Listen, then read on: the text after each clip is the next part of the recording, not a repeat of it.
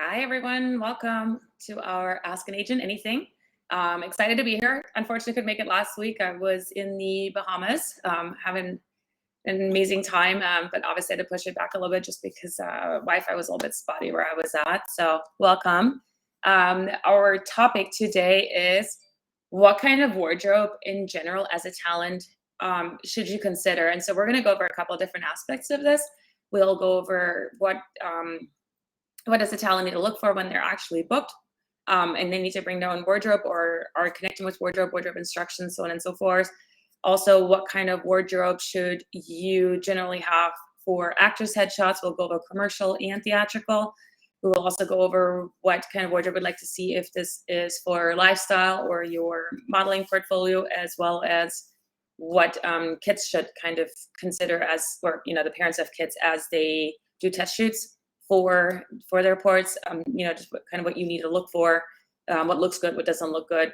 And I'm really going to focus more on what does look good. I actually hate using examples of bad pictures because a lot of times, these are, unless I just Google them online, these are of talent, and I don't want to embarrass anyone. Time we also want to make sure that you know what you're doing when it comes to selecting wardrobe, just for the specific purposes of whatever it could be in this industry, whether it's work, if it's headshots, if it's a portfolio.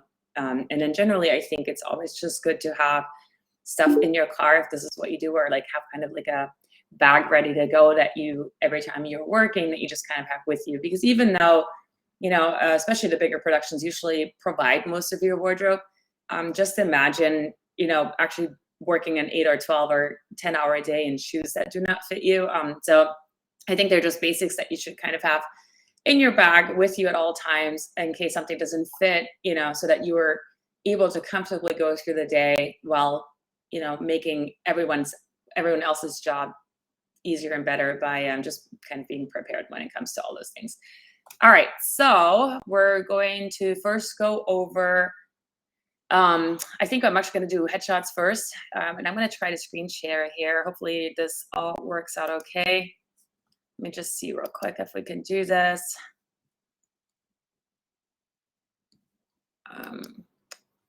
Sorry, you know what? Actually, maybe I can't do screen share because I have not changed the privacy on this. Give me just 1 second.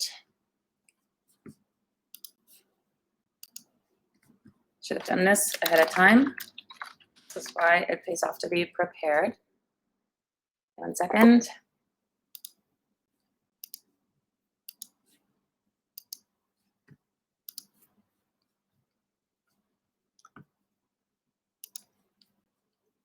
You know what? I may not be able to do this quickly. So anywho, all right. So we'll just go ahead and go over it. So when you actually, when you're doing, let's say commercial headshots, let's start with that first. When you do commercial headshots, you want to make sure that you're wearing very solid colored, bright clothing. Make sure that whatever neckline you're using on your shirt, because really all you see is kind of like this right here and up.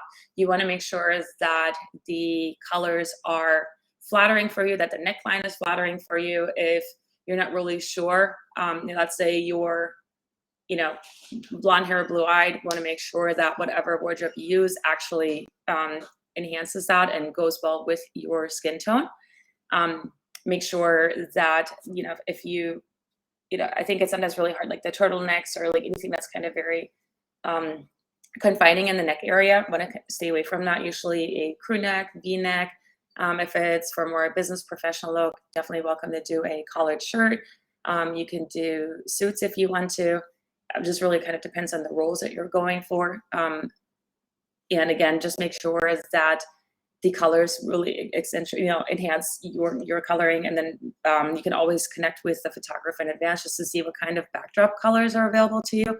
So you can go with that as well. I'm gonna open up the chat real quick just in case anybody has questions. All right, good morning, everyone. For your theatrical, let's just stick with commercial real quick. For your commercial headshots, we tend to have really bright, solid color, backdrops right now. That's kind of been the thing. We don't really do too much outside. I think if you do anything outside, make sure that it's, kind of in the blues and then the greens. This is Florida. Our, clients come to Florida to shoot a certain, type of footage when it comes to work, and just make sure that you kind of go along with that. Let's go ahead and with theatrical headshots. Those are your muted colors. Make sure, you can do anything like black, burgundy, navy, dark green. Usually tends to also have a more dark colored backdrop.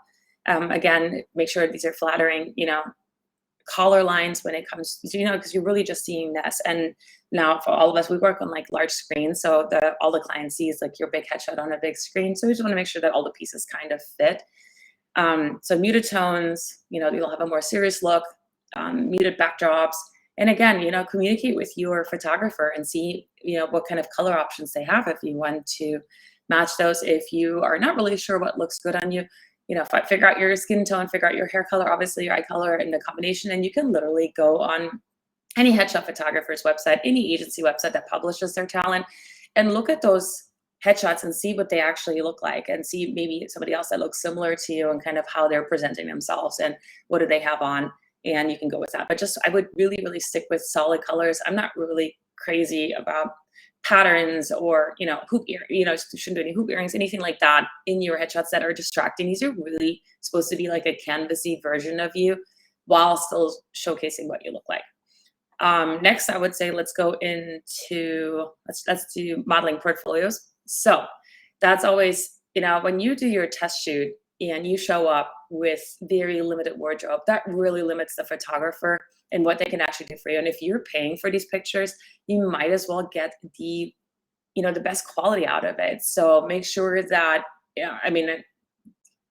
I always recommend, if you don't know what you're doing, that maybe go to a place that has personal shoppers so they can help you put the stuff together, and just keep your tags on your stuff. And then if you can return it after, if it's not stuff that you actually want to, keep or use or whatnot, after the photo shoot, return it. But you definitely want to make sure you have lots of layering pieces.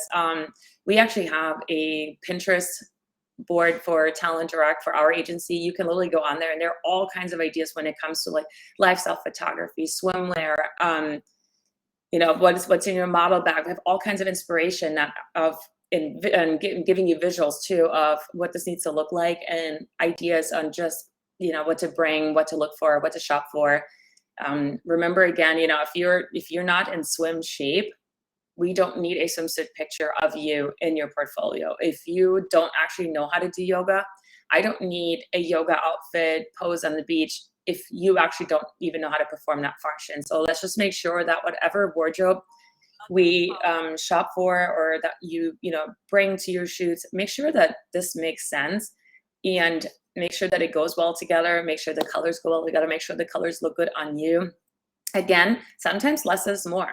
Sometimes if you're shooting a portfolio picture, just having a simple swimsuit or just having a simple shirt dress or a simple sundress outside is better and cleaner and easier to do than doing these super styled shoots. I think if you do something very, very styled, it is almost best practice to have a stylist with you on set, just to hire a stylist.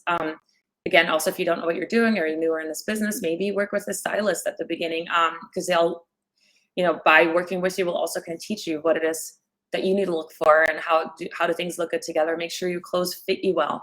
That we see this a lot. I literally have somebody submit pictures to me, and they may have pants and a shirt on, and the pants were maybe too tight, and then a little muffin top on top.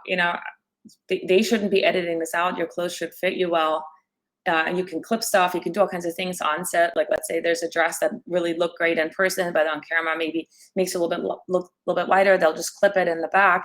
You just want to kind of be prepared for all of those things, but you also want to,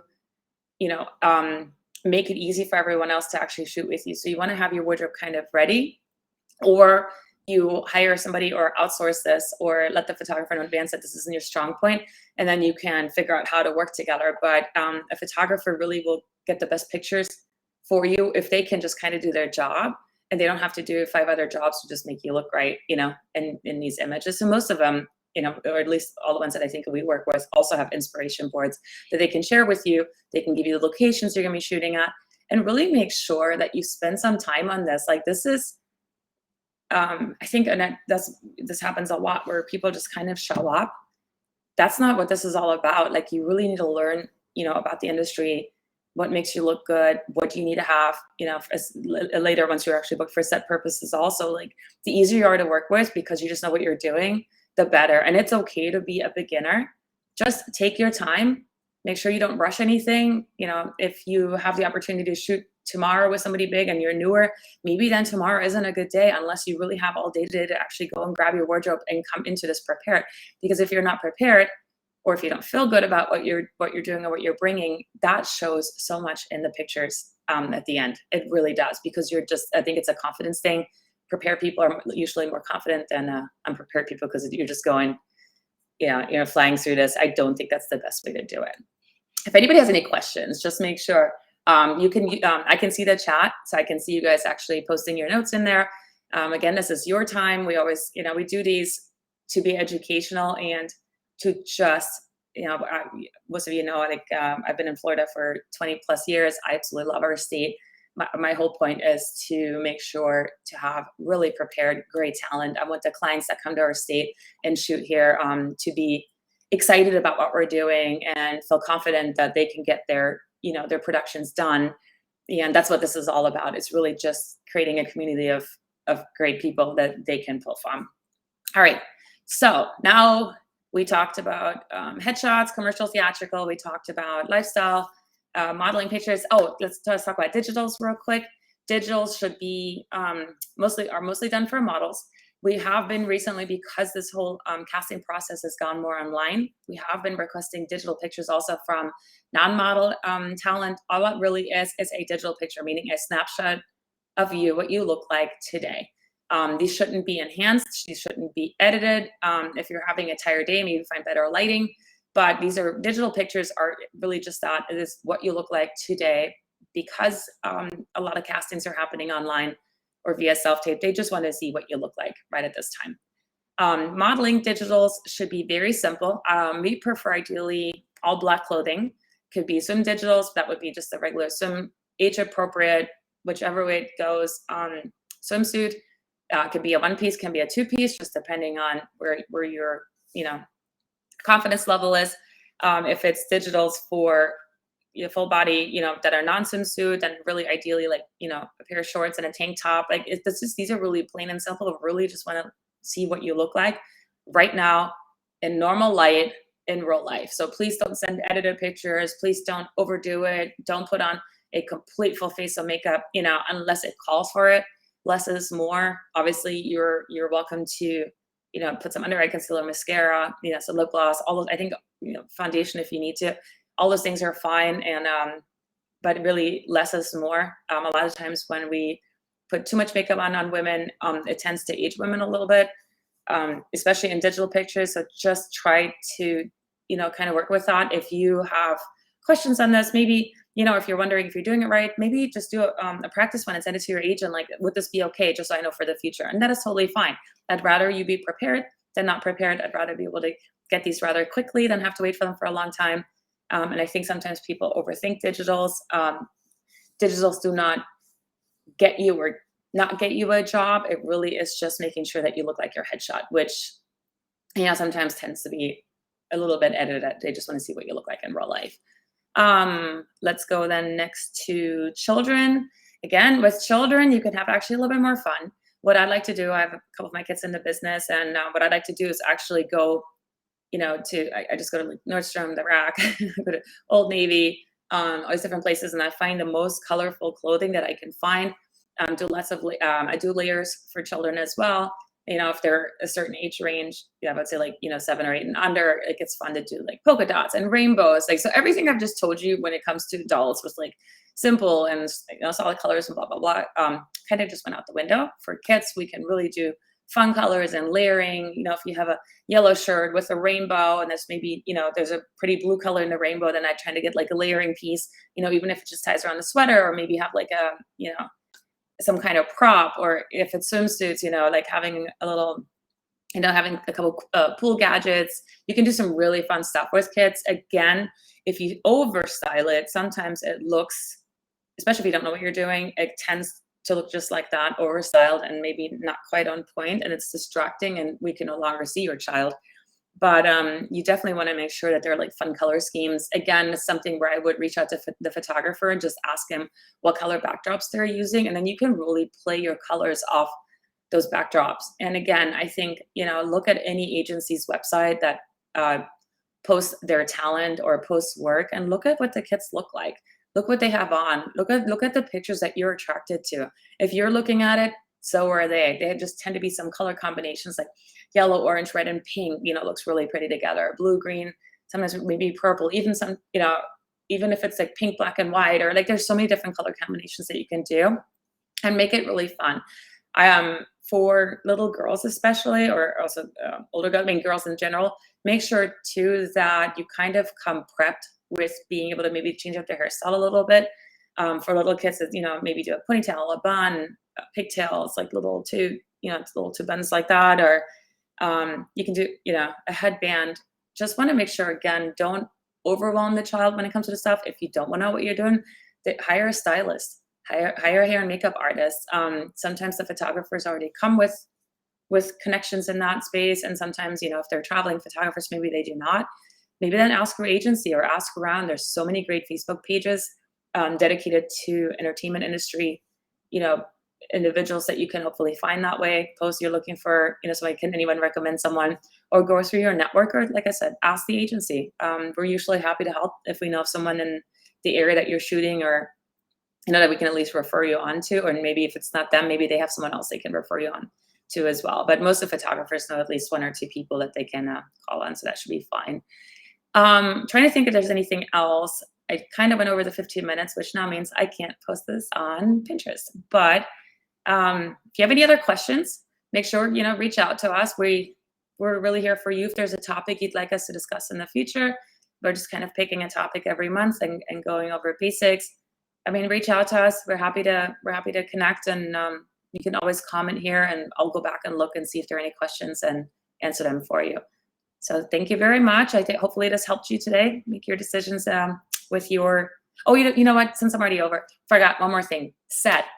Now you're booked. You're booked and you're going to set. Sorry, I do have to go over this because I literally have just had a industry veteran, booked him, would assume that he was reading the instructions that were sent him regarding a wardrobe, shows up with no wardrobe.